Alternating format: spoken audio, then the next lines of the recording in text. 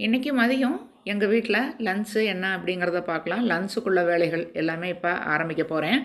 First வந்து சாப்பாடு வைக்கிறதுக்காக அரிசி கழுவிட்டு அதுக்கப்புறமா ஒரு 1/2 ஹவர் ஊற வச்சுட்டு அதுக்கப்புறமா தான் வைப்பேன். குக்கரில் தான் நான் வைப்பேன்.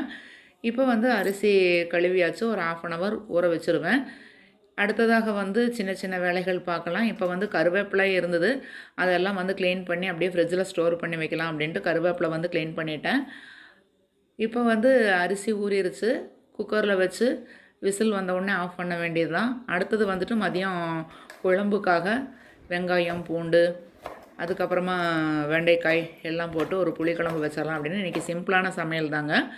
இப்போ வெண்டைக்காய் புளிக்குழம்பு வந்து தாளித்து எல்லாம் ரெடி பண்ணிட்டேன்.